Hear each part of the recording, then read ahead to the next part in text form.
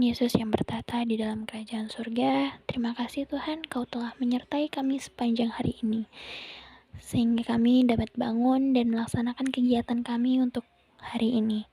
Berkati kami Tuhan yang akan mendengarkan sedikit dari firman-Mu, semoga apa yang kami dengar ini dapat kami laksanakan dan tidak hanya kami dengar saja Tuhan. Terima kasih Tuhan, di dalam nama Tuhan Yesus, haleluya, amin.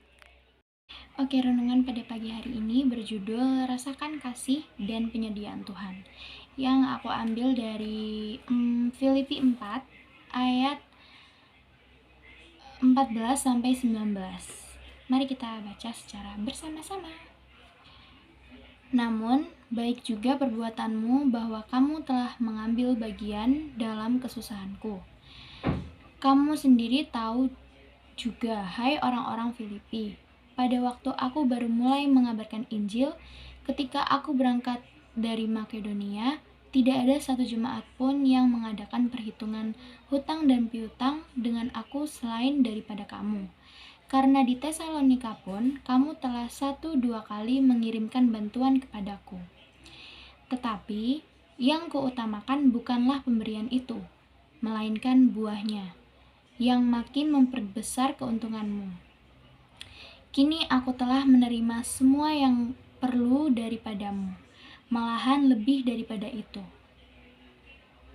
Aku berkelimpahan, karena aku telah menerima kirimanmu dari Epafroditus, suatu persembahan yang harum, suatu korban yang disukai dan yang berkenan kepada Allah.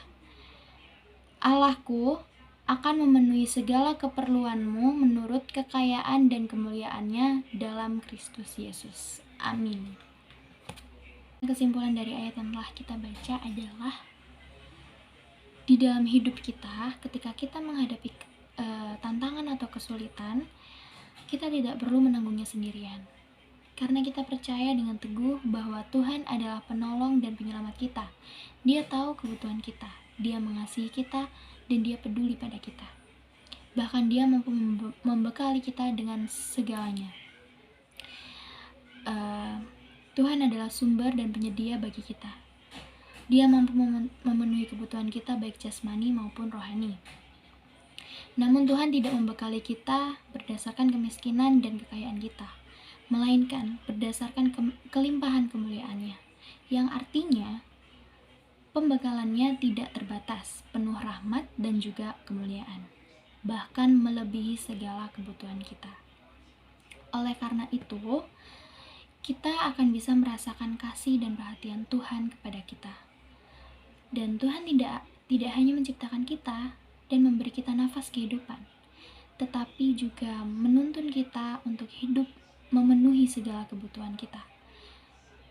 Pada saat yang sama, Dia juga menyertai kita, menghibur dan membimbing kita, serta memberi kedamaian dan sukacita. Semua ini adalah kasih Tuhan tanpa pamrih kepada kita. Seperti yang Tuhan katakan, Tuhan menciptakan umat manusia terlepas dari apakah mereka telah rusak atau apakah mereka mengikutinya. Tuhan memperlakukan manusia sebagai orang-orang terkasih yang paling disayanginya. Atau sebagaimana manusia katakan, sebagai orang-orang kesayangannya dan bukan sebagai mainannya. Meskipun Tuhan berkata bahwa Ia adalah pencipta dan manusia adalah ciptaannya. Yang mungkin terdengar seperti ada sedikit perbedaan dalam peringkat. Kenyataannya, segala sesuatu yang telah Tuhan lakukan bagi umat manusia jauh melebihi hubungan semacam itu. Tuhan mengasihi manusia, memperdulikan umatnya, dan menunjukkan perhatian kepada umat manusia, dan secara terus-menerus serta tanpa berhenti menyediakan bagi umat manusia.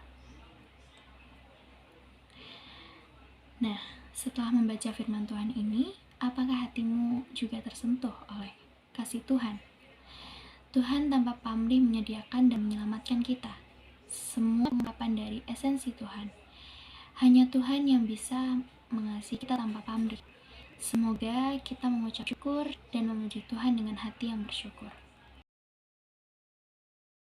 Nah, setelah menyelesaikan renungan pada pagi hari ini, marilah kita tutup dalam doa. Tuhan Yesus, terima kasih kami telah menyelesaikan renungan pada pagi hari ini. Berkati kami Tuhan, berkati agar kami dapat mengerti lebih jauh lagi arti dari firman-Mu Tuhan, dan juga kami dapat melakukannya di dalam kehidupan sehari-hari kami Tuhan. Sebentar kami akan melanjutkan aktivitas kami, berkati kami Tuhan dari awal, pertengahan, hingga akhir Tuhan. Terima kasih Tuhan, dalam nama Tuhan Yesus, kami telah berdoa dan mengucap syukur. Amin.